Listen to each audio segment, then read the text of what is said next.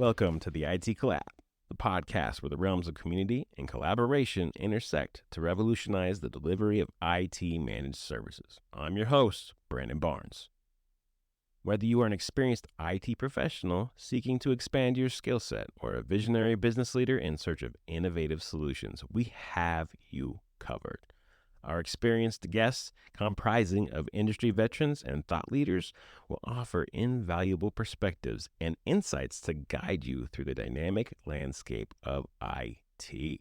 So, let us embark on this thrilling journey together. Let's go.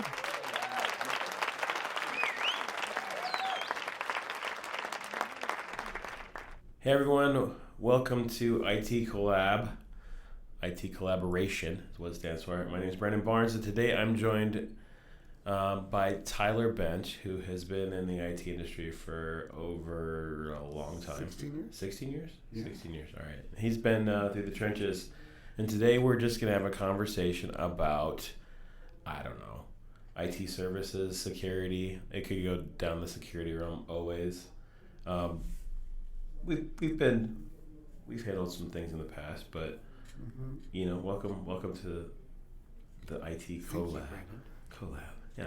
Appreciate it. So I have a question for you. I went on a tangent last week, and my tangent was about managed service providers and how they're unwilling to hand over data. So in particular, we had a new customer come on, and the other IT provider said, I don't want to give you their data because it's a security risk. What? Yeah, they did. They said, I think the words were, they went through this whole fiasco for 3 hours just to get them temporary access to their Microsoft 365 environment. The only thing that they had there was a Microsoft 365 business application, apps for business. So we went through that whole debacle just to see that they had apps for business licensing, which is all it is Office. That's it. Right. No, not even email, not even anything else. Like it's all these things that it's a lot of fluff, a lot of junk, right? Like they put this. I think the IT companies should be secure, but I think at some point there's really the fine line of who's paying the bill that's technically their data. And that drives me crazy. Yeah, I mean, I can't believe that they wouldn't give them their own information. No, it's not even close. Like they were fighting tooth and nail. It's so weird. I sent them a list. It basically outlined exactly what you should ask your MSP, like your managed service provider. Hey, here's all the information you should get, and their response was, we don't have it. Oh, that's funny. Like I've met with you do the handoffs. Right. You do all the handoffs. When you do a handoff, you say, hey, Mr. Customer, I have all of your data. Would you like a copy of it? Okay, well, I guess, what is data? Well, I mean, for us, usually it's, notes, client notes, about their infrastructure, how things are set up, anything that is relevant to them that we have that they would want, I would say, let's just give it to them because, it's like you said, it's their data. Like holding data hostage for your own company just because you're an MSP just seems like, I don't know why you would do that unless you're trying to hold on to your customer and you can't bother to let them go. Right. Thank you. Right. You didn't hear my podcast, so obviously you're right on like the scare tactic of, oh no, it's Right. my cup of tea, leave it alone. Right. Whatever you want to call it. My baby. It's not serving your client though. What? Okay. So I think what's interesting is people say, what's your data? I guess I can break down what is data. Yeah, that could be a good one. So to break it down, it could be as simple as, this is how you fix your firewall on a Thursday because of whatever situation, how to update your systems. Or it could be the fact that Jenny down the hall always has a certain issue and this is how you fix it.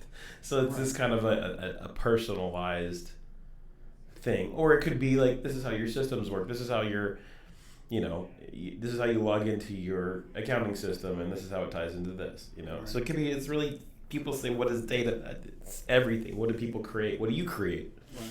Well, I think, we've even had clients, right, that have had, data is even just access to your own system, right? I mean, Yeah. MSPs have also, we've run into MSPs that are very controlling about, well, we're managing your network, we're managing your users, and they're like, well, can I have access to it? Like, no. Like, what do you mean no? Like, it's mine. It's isn't my it? stuff. Like I defined that, and I said, if you're paying for it, it's yours. Right. Now, granted, sometimes you're paying your provider for licensing. Sometimes you're paying for a phone system.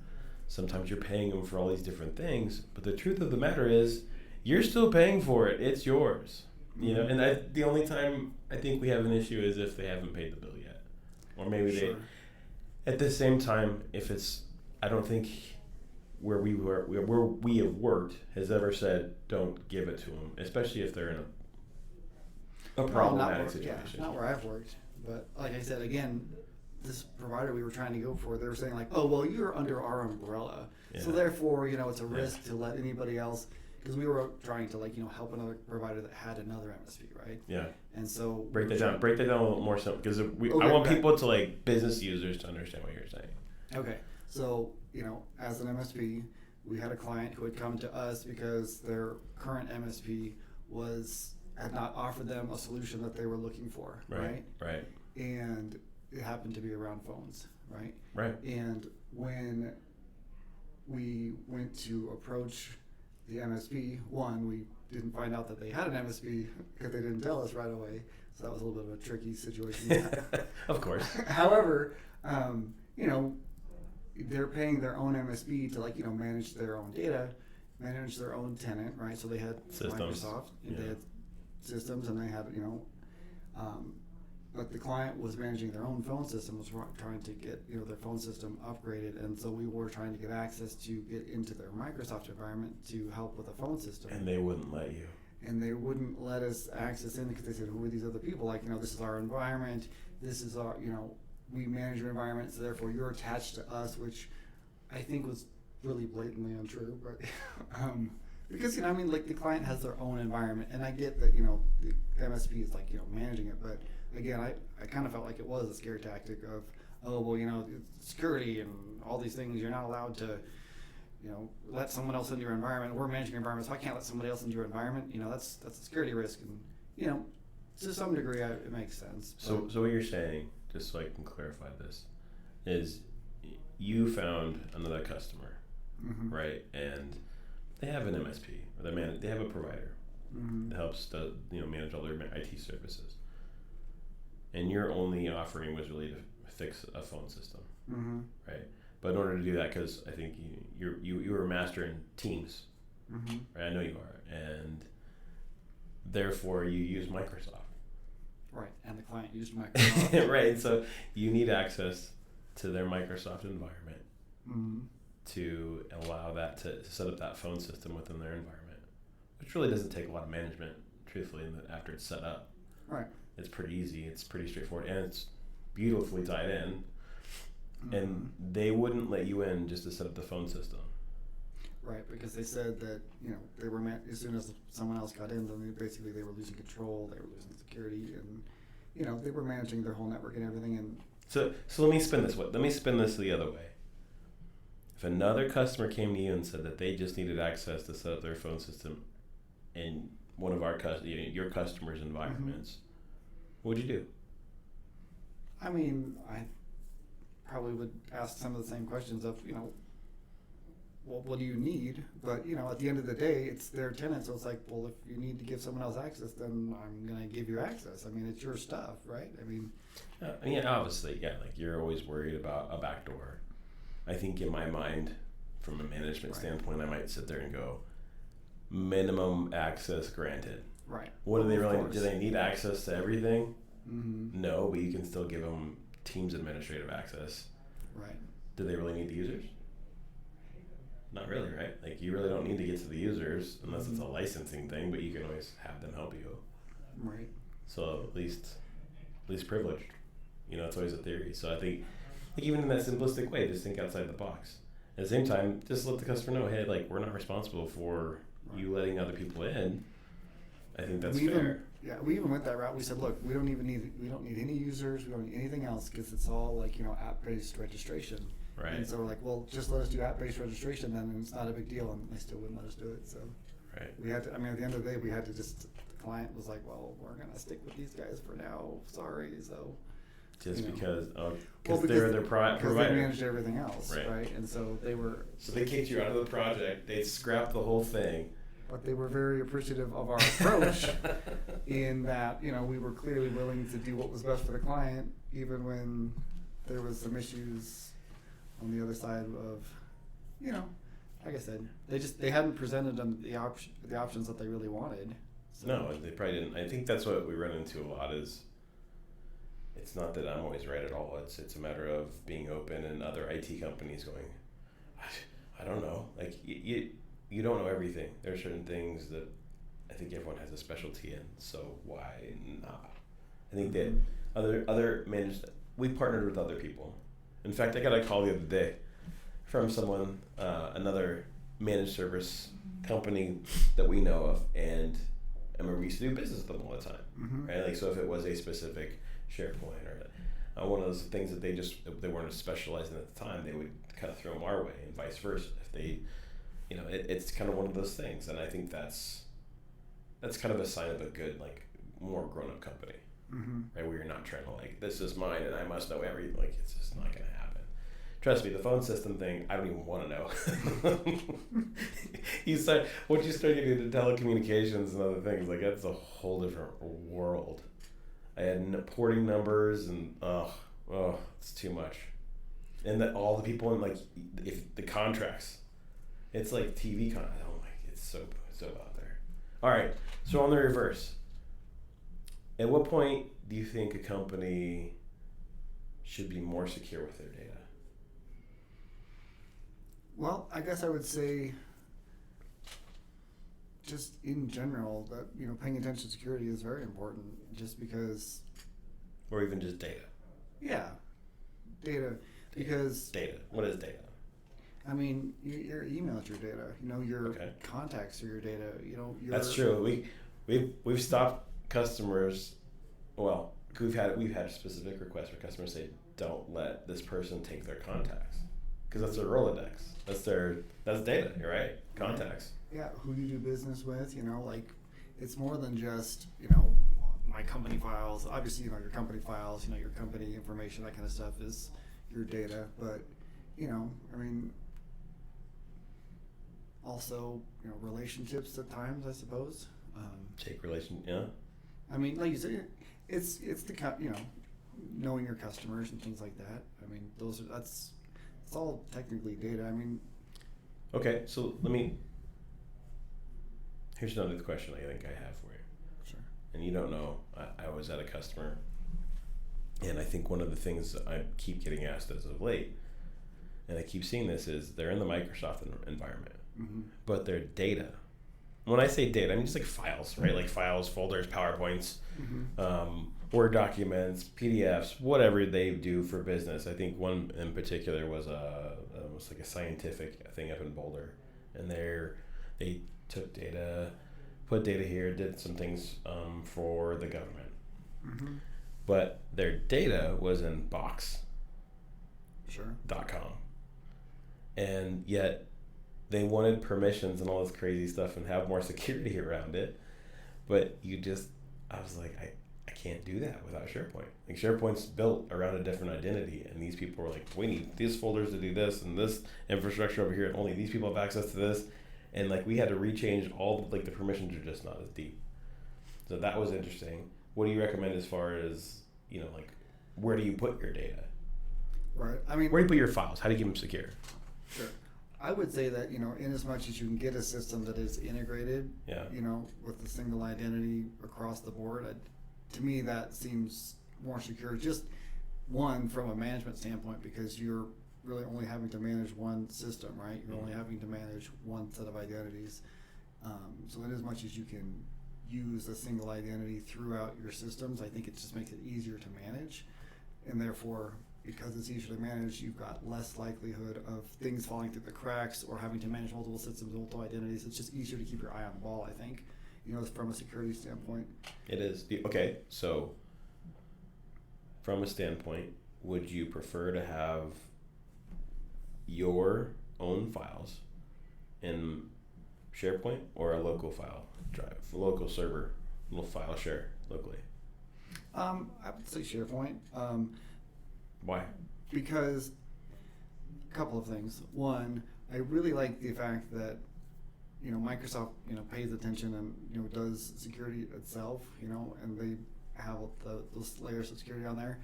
Two, it's really flexible. The ability in SharePoint to do things like sharing documents, being able to secure documents, and having people multi-edit documents, all that kind of stuff that you can do in SharePoint when you have just the ability to collaborate and share as a team, as a company, I think is really useful. Collaboration. Mm-hmm. Okay, I hear you on that one. I have a lot of customers that are still on Dropbox. So which one's better, Dropbox or SharePoint, and why? This is I'm asking you. Right. This is your own personal opinion. Like if you were to do it yourself, which one would you rather use? Right. I mean, I would use SharePoint personally, because just because in my world it integrates with everything else I do, and Box is its own thing, and it's not that you can't integrate it with other things, but maybe I'm a little bit biased, but I live in a Microsoft world, so therefore Sounds like we're Microsoft salespeople. But it works. Well, it does work, and it integrates really well with all of the other things that I use on a day-to-day basis. I mean, I can share out the files with people easily. I can attach links. I use Teams because I like the ability to collaborate with people with it. And what's the back end of Teams? SharePoint.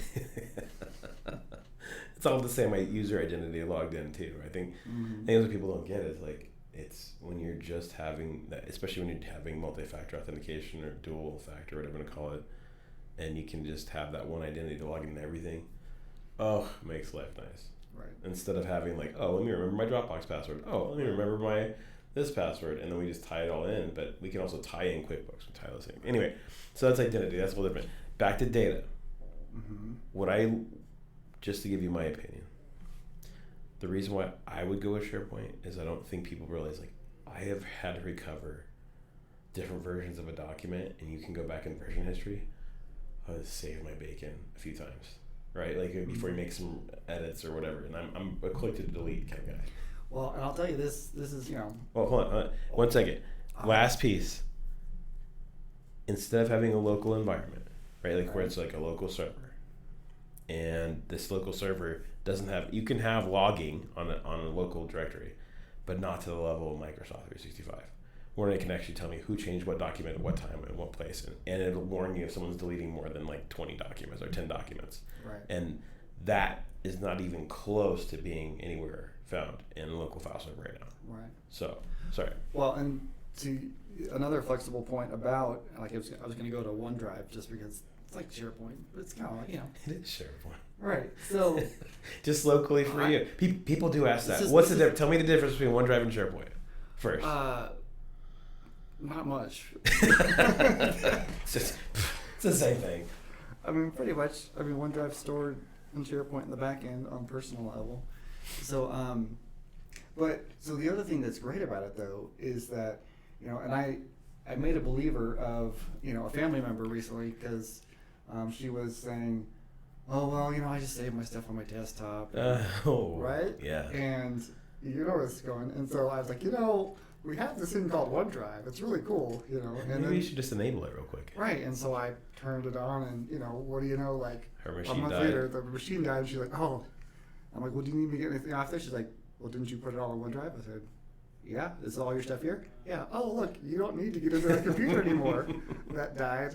And we can't get back into anyway. So, it seems like a really easy example. Well, just so people that don't know, OneDrive, when you set it up, especially for a company, you have like a terabyte of data, and when you set it up, it says, do you want to back up your documents, downloads, and desktop, or is it pictures? One of the two. You got it right. Yeah, and I think pictures is in there somewhere, but if you back those up, Like it automatically just does it for you, and therefore it keeps it back up in OneDrive. At a minimum, you can do that. What was funny is I had it enabled the other day. And there was something like there's some icons or whatever I had saved in the pictures or whatever it was. Well, and I accessed it. History as well. Yeah, and I accessed it's the same thing. It's the same tool, and the only difference is people are like, well, what's the difference? Like, well, technically OneDrive is just you're the only one that can see it. It's yours, more or less, unless you share it. But it's yours. It's your area to do your own personal stuff, or your own stuff. And SharePoint's more of that place to collaborate. And I think if there's any way I could put that, that's how I can generalize it, right? Like if the equivalent to me would be like Google Workspaces, where the workspaces where you share everything, and your OneDrive is your Google Drive, a G Drive is just where you save your own personal stuff. Right. And the only time that you can really see that OneDrive stuff is if people do leave the company, we can allow someone else access to see it, which is nice. And oh my God, I cannot tell you how awesome it is that if your computer dies and having your stuff just already stored there is so nice. Like that's a game changer. Like we ran into that situation when I just got back from Rwanda, and the situation, one of the on-site personnel in Rwanda, I would take the blame, but it wasn't me. But we did recover some of her data. It was a teacher, and he was kind of plowing through a bunch of machines, and they had these home editions. So we're trying to actually put them on a domain, right? Intra, and so the whole deal was with these home editions, or no, it was a Sophos. He had them enrolled into a Sophos MDM, mobile device management system, and we could not unlock them. He deleted them, and the only way out was to reset them. So, of course, you want to take their stuff, their documents and pictures and all that stuff, and they put it on an external drive. Well, he just so happened to forget to put it on this external drive. Oh, no. And so after that, we're like, use OneDrive. But then again, these people didn't have them. They didn't until I set up Entra, and then all of a sudden, once we have Entra domain joined, and it's like all logged into Teams, it's logged into OneDrive automatically, like everything just works. It's like, oh. I know this is like probably a business podcast, but the family edition of home, like this even works for your home. I mean, the OneDrive that I'm talking about. This is an everybody podcast. Okay, good. So it's home edition, 100% true. Right, exactly. You get up to 6 people, right? Right. And that includes 1 terabyte each for OneDrive for families too, in addition to the office. Are you saying this as a salesperson, or is you're just helping people out? Not as a salesperson. No, just like for me, like for my family, like $100 a month for all that. Office and OneDrive for like my entire family. It's like plus I don't know. I use Microsoft Family Safety as well. What does that do?